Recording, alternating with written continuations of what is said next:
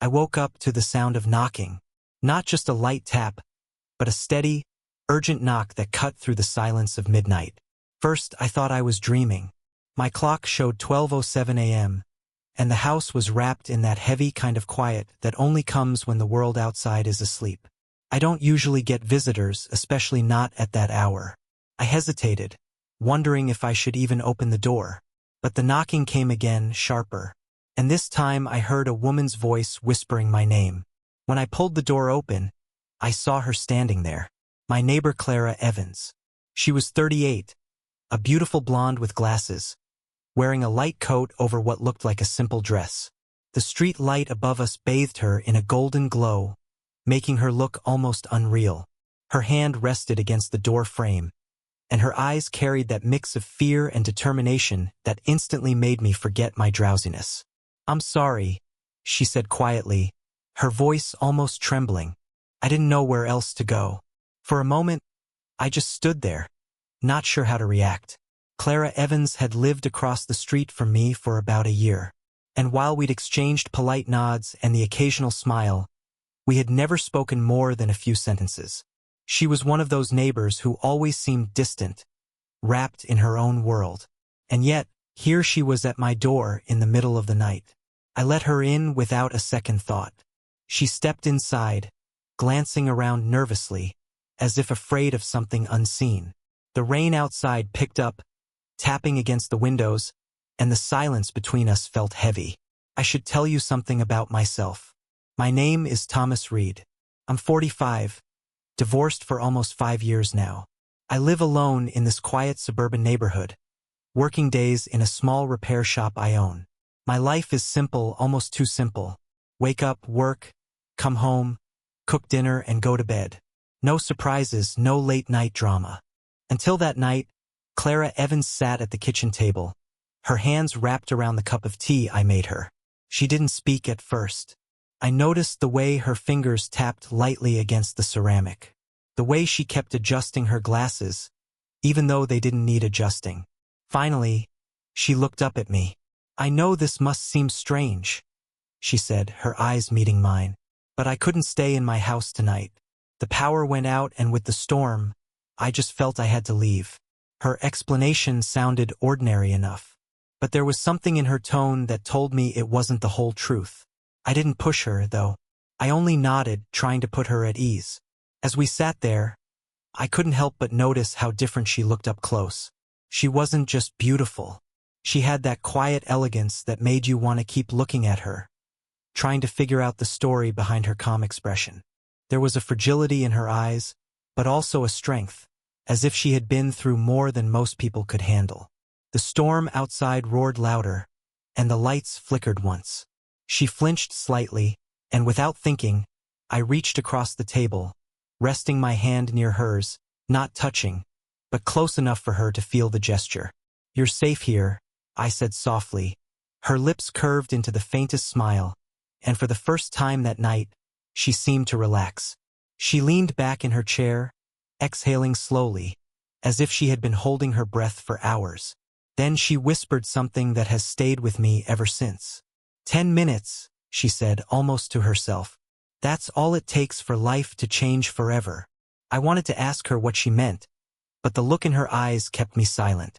It wasn't the time for questions. All I knew was that whatever brought her to my door that night was more than just a power outage. And as I sat there watching the storm rage outside and this woman across from me, I had the strange feeling that my own life was about to shift in ways I couldn't yet imagine. The next morning, I found myself staring out the window longer than usual. The storm had passed, leaving the street washed clean, the air sharp with that damp freshness only rain can bring. Across the road, Clara Evans's house stood quiet, its windows dark. I kept replaying her words from the night before. 10 minutes, that's all it takes. They echoed in my mind, unsettling in a way I couldn't shake. By noon, I saw her again. She was outside watering the small flower bed in front of her porch. Her hair was tied loosely, the sunlight catching strands of gold, and she wore a plain white blouse with jeans. Nothing remarkable, yet something about her presence pulled me in. I wanted to walk over, say something casual, anything, But before I could, a familiar voice broke through my thoughts. "Careful, Thomas." Walter Hayes chuckled, stepping up beside me. Walter Hayes was my neighbor 2 houses down, 62. Retired trucker with a knack for showing up exactly when you least expected him. "You keep staring like that, folks might start talking." I smirked, shaking my head. "Morning, Walter Hayes." He grinned knowingly. "Morning? Looks more like spring fever to me." He leaned on the fence. "Pretty woman, that Clara Evans. But you better watch yourself. Some say she's trouble." "Trouble?" I asked. Walter Hayes shrugged. "Lost her husband in that crash 2 years ago. Poor thing. Since then, people around here can't decide whether to pity her or gossip about her. Depends who you ask." I didn't respond. Gossip had never interested me. Still, the way he said it made me uneasy. Later that day, I finally gathered enough courage to cross the street. Clara Evans was kneeling by her flowers, dirt on her hands, her glasses slipping down her nose. When she saw me, she stood quickly, brushing her palms on her jeans. "Thomas Reed," she said, a little surprised. "Hi." "Hi," I replied, feeling awkward. "I just wanted to check if you're okay after last night." Her eyes softened. "That was kind of you. I'm sorry if I disturbed you." "You didn't," I assured her. "Everyone needs someone sometimes." For a second, she looked like she might cry, but instead she smiled faintly. "You know, not everyone believes that." Before I could ask what she meant, another voice called out, Well, isn't this cozy?" I turned to see Paul Carter, another neighbor in his 50s, heavy-set with a sharp jaw and a sharper tongue. He'd been around since I moved here, always finding a way to make simple things complicated. He glanced between Clara Evans and me with a smirk. "Didn't take you long, Thomas Reed." He sneered. "Power goes out for one night and suddenly you're the hero." Clara Evans's face flushed. "Paul Carter, please." But he cut her off. "Careful who you trust," he said to me, his tone dripping with mockery. "This one here, she'll reel you in. Same way she tried with others." Something in me snapped, but I kept my voice steady. "That's enough, Paul Carter." He chuckled, raising his hands as if in surrender. "Just looking out for you, buddy." Then he walked off, leaving tension in the air. Clara Evans's hands trembled slightly as she adjusted her glasses. "I'm sorry about him. He doesn't know when to stop." "You don't owe me an apology," I said. She hesitated, then lowered her voice. "They think they know me. They don't." Her eyes searched mine as if begging me to believe her. I nodded slowly. "I don't listen to gossip." Something shifted between us in that moment. A fragile trust, maybe. She seemed to notice it too because her lips curved into the smallest, most genuine smile I'd seen yet. "Thank you, Thomas Reed," she whispered. As I walked back to my house, I realized that the quiet, predictable life I'd grown used to was slipping away. And the strange part was I didn't mind. The days that followed felt different, though nothing had really changed on the surface. My shop still opened at 8. Customers still brought in their broken toasters and leaking coffee machines, and the same old country station hummed on the radio. But inside, I carried a restless energy I hadn't felt in years. Every time I caught a glimpse of Clara Evans walking to her car, tending her garden, or simply standing on her porch, I felt that pull again. It wasn't long before we started spending more time together. "One Saturday afternoon," she called over the fence. "Thomas Reed, could you give me a hand?" She was trying to lift a bag of soil onto her flower bed. I crossed the street and soon enough, we were side by side working in the dirt. Her laugh surprised me. It was lighter than I expected, with a melody that lingered. "You don't mind helping a helpless neighbor?" she teased. "You don't seem helpless," I replied, glancing at her hands stained with soil. "Just stubborn." She pushed her glasses up, grinning. "Maybe a little." Those moments were simple, ordinary even, but they filled me with something I hadn't felt in years: belonging. Afterward, we walked to the local store together, carrying groceries, sharing small jokes about the people we passed. Nothing dramatic happened, but it was in those quiet details that I felt her walls beginning to crack. Still, she kept parts of herself locked away. Whenever I mentioned her husband or the accident, She would turn silent, her gaze fixed somewhere far beyond me. I didn't push, though it nodded at me. If I wanted to be part of her life, I needed her trust. And trust couldn't be forced. One evening, as we walked back from the store, our arms brushing slightly, we found Paul Carter leaning against his truck in front of her house. He straightened, his smirk already in place. "Out shopping together, huh?" he said. "Guess it doesn't take much to replace a memory these days." Clara Evans stiffened. Paul Carter, stop. But he stepped closer, his eyes fixed on me. "You think you're different from the others, Thomas Reed? You think she hasn't tried this before?" I clenched my jaw, forcing myself to stay calm. "Go home, Paul Carter." He let out a laugh sharp and ugly. "One day you'll see what she's really after." Then he climbed into his truck and drove off, leaving the smell of gasoline and bitterness behind. Clara Evans's shoulders trembled. I wanted to reach for her, but she pulled away slightly. "He's not entirely wrong," she whispered. I froze. "What do you mean?" She looked down, fiddling with the strap of her bag. "After Mark died, I tried to find someone, anyone, just so the house wouldn't feel so empty. People judged me for it. Maybe they were right." Her honesty cut through me, raw and painful. I stepped closer. "Wanting not to be alone doesn't make you wrong. It makes you human." She lifted her gaze, her blue eyes shimmering behind the glasses. For a long moment we just stood there, the evening quiet around us. Finally, she whispered, "I'm afraid to trust again. But with you, it feels different, and that terrifies me." Before I could answer, she turned away, retreating up her steps. "Good night, Thomas Reed," she said softly, leaving me with the echo of her confession. As I walked back across the street, I realized how deep I was already in. It wasn't just curiosity anymore. It was something heavier, more dangerous, something that made my heart race and my chest ache. And I knew then if I wanted Clara Evans to let me in, I would have to fight. Not just against gossip or Paul Carter's bitterness, but against the shadows of her past that still held her captive. It happened on a Sunday evening, one of those late spring nights when the air is soft and the sky holds on to the last streaks of orange before giving itself to darkness. I was out on the porch fixing a loose hinge on the screen door when I heard raised voices across the street.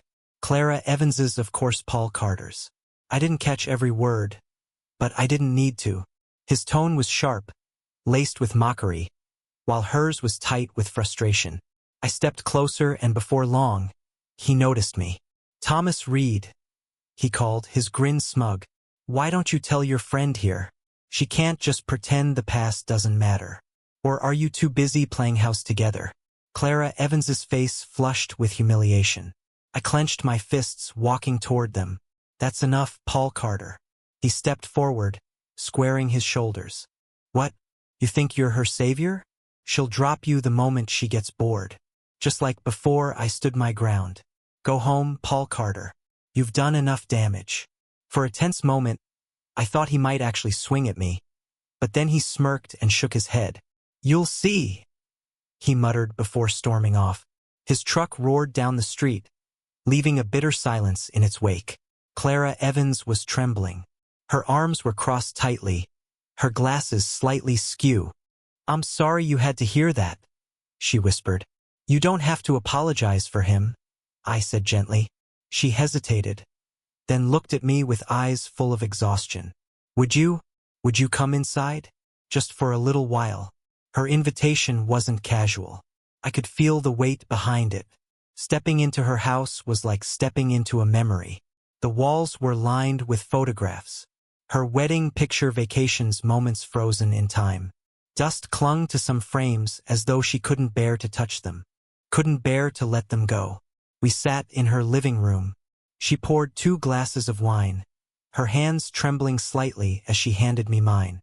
The silence stretched, filled only by the ticking of the old clock on the mantel. Finally, she spoke. "I haven't let anyone in here since Mark died," she admitted. "Not really. People came by in the beginning, of course, to check on me, to bring food. But this sitting here with you, it feels like crossing a line. And I swore I'd never cross again." I set the glass down, leaning forward. "Clara Evans, I'm not here to replace him. I'm just here if you'll let me be. Her lips trembled. She placed her glass aside, then walked over to the bookshelf. From the top shelf, she pulled down a small leather-bound journal. She hesitated before handing it to me. This was his, she whispered. His notes, his sketches. I kept it hidden, afraid that if I opened it, I'd fall apart all over again. She paused, her voice breaking. But tonight, I want someone else to see it, to know that part of me still exists. I didn't open it. Instead, I placed my hand gently over hers, resting on the journal. She froze, her breath catching, but didn't pull away. For a long moment, we just stood there, the world narrowing to the warmth of her skin beneath my palm. Her eyes glistened behind her glasses, and she whispered, "You make me feel like maybe it's okay to let go, but I'm terrified. Terrified that if I trust again, I'll lose everything twice." I wanted to tell her she wouldn't lose me, but the words stuck in my throat. Instead, I simply tightened my hand, letting silence carry what words couldn't. Then, almost without thinking, she leaned into me. Not a kiss, not yet, just her forehead against my shoulder, her hand clutching the fabric of my shirt. I held her there, feeling the quiet tremor of her body, the fragility and strength all tangled together. When she finally pulled back, she gave me a small, aching smile. "Not tonight," she said softly. "If you are who I think you are, you'll prove it with patience." I nodded, my chest tight. I understood she wasn't pushing me away. She was asking me to stay, even in the spaces where silence was louder than words. That night, as I left her house, I realized something had shifted forever. I wasn't just her neighbor anymore. I was part of her story for better or worse. And for the first time in years, I wasn't afraid of what that might mean. I thought things would quiet down after that night in Clara Evans's house. But I was wrong. When a woman like her chooses to open a door she's kept locked for years, the world doesn't just watch. It reacts. And not always kindly. A few evenings later, I was coming home from the shop when I saw Paul Carter again. He was waiting by my driveway, arms crossed, jaw tight. His truck idled behind him, headlights cutting through the dusk. "We need to talk," he said. I didn't bother to hide my irritation. "I don't think we do." He stepped closer, lowering his voice. "She'll break you, Thomas Reed. Just like she broke me." That caught me off guard. "What are you talking about?" His laugh was bitter. "You think you're the first neighbor she's leaned on? You think you're special? I was there before you. I tried to help her.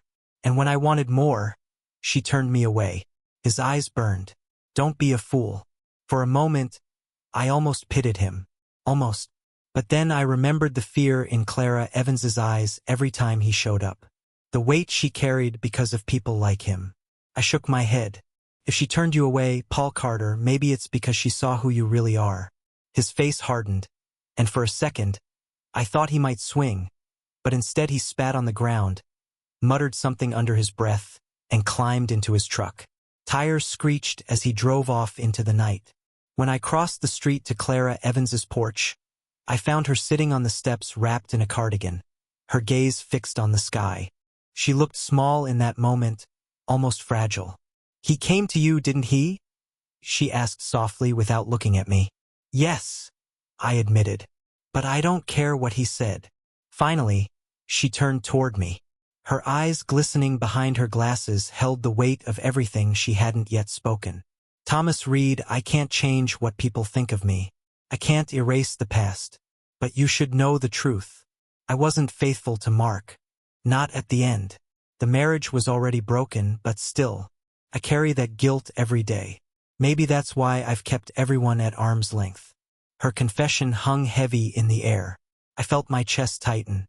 Not with judgment, but with the realization of how much pain she'd been carrying alone. "You don't have to be perfect," I said quietly. "Not with me." She stared at me for a long moment, searching my face as if to see if I meant it. Then, slowly, she reached out and took my hand. Her fingers were cold, trembling slightly, but the gesture was steady. "You have no idea how much I want to believe you," she whispered. 10 minutes, Thomas Reed. That's all it took for my life to change the night I knocked on your door. And now I'm terrified of what comes next. I squeezed her hand gently. Then let's be terrified together. She gave a broken laugh, leaning closer until her head rested lightly against my shoulder. The scent of her hair, the warmth of her body. It was all so ordinary, yet it felt extraordinary. We sat there in silence, the night stretching around us, the hum of crickets filling the gaps where words couldn't go. For the first time, she wasn't hiding. For the first time, I felt like she was truly letting me in. But even in that moment of peace, I knew this wasn't the end. Life has a way of testing the things you cherish most. And as much as I wanted to believe we could build something unshakable, part of me wondered how long we could hold on against the gossip, the shadows of her past, and the bitterness of people like Paul Carter. As I walked home later that night, her words echoed in my head. 10 minutes. That's all it takes for life to change. She was right. My life had already changed. And deep down, I knew the real story was only just